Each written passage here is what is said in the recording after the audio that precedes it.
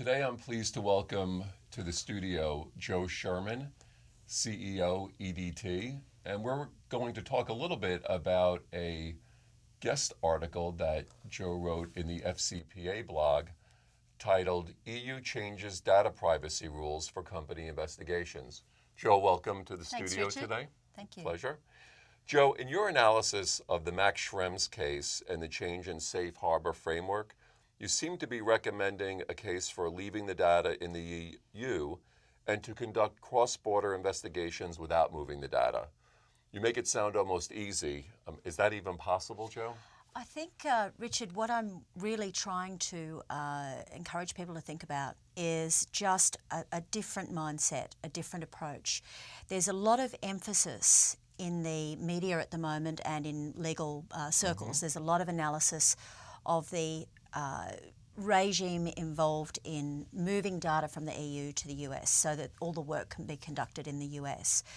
All I guess I'm saying is that sometimes, and it's not appropriate in all circumstances, but in some cases, particularly in litigation and investigations, which are more incident-oriented rather than business-as-usual scenarios, it's sometimes possible to look at a model whereby you actually do the work in the EU.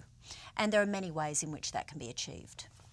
Well, for a multinational that has offices, it has systems across jurisdiction, Jo, is it possible to wall off the data the way you're proposing? I guess what I'm suggesting is that it's quite possible with modern software platforms and technology as is available today to actually have on a mobile device, whether it be a laptop even, a small laptop computer, or a mobile server of some description, to actually go to the site, do the collection on site, do the analysis in the same platform, do the culling of the data, the identification of personal data, quarantine that data, identify privilege information, and then prioritise the review and effectively run the review on site.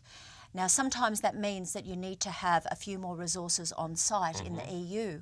But what I would encourage more Americans to think about is the fact that there are actually very capable people in the EU who can actually do some of this work on your behalf.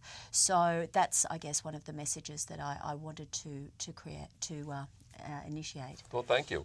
And, toward the end of your guest piece on the FCPA blog, you talk about bringing back a small subset of only those documents deemed relevant and not private back to the U.S. Well, how do you determine, or do you have to get a ruling as to what's relevant but not private? How does that work? Well, unfortunately, there's a bit of a patchwork situation in terms of getting approval and authorities and consent of the relevant entities in the EU at the moment to transfer the data. But one thing that is consistently coming out in the literature and the analysis is that the smaller the data set and the more that data set has been cleansed in terms of removal or redaction of personal information and to some extent privileged information as well, but the more that data has been reduced down to the relevant material that is pertinent to the case at hand, the more likely you are to get the relevant authorities or the necessary consent to remove that subset back to the US. And again, there is software around to help this process. Okay. Well, how is this all going to get worked out, Jo? Is there going to be cooperation among government-to-government authorities to come up with workable solutions? Or is this going to be left to the multinationals to sort it all out? I think it's a massive question. I think what we're touching on here, and the reason it's become such an interesting debate, is we've got the security perspective and the surveillance initiative in relation to that on one side, and then we have the fundamental right to privacy on the other, which is perceived a little differently in the EU to what it is in the US. So there's all sorts of cultural issues here, which are also political issues.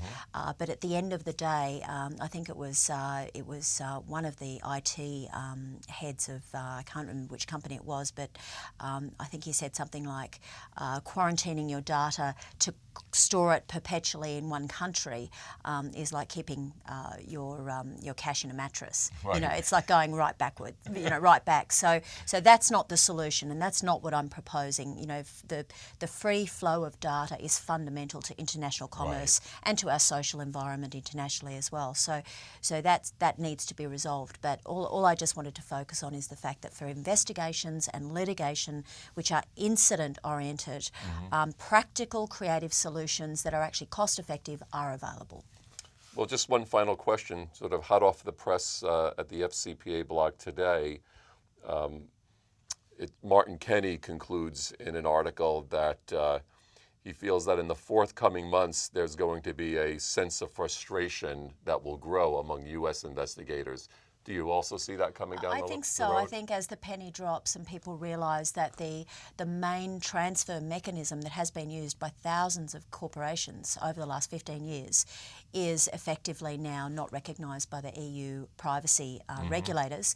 So it's a problem. It's a big problem, and it's going to be very frustrating for investigators. So I would just encourage them to think about practical solutions. Don't get caught up in the legal quagmire, and look at things a little bit more creatively in terms of coming up with a suitable scenario for their cases. Well, thank you, Jo, and we'll look forward to hearing more from you on this situation. Thank you, Richard.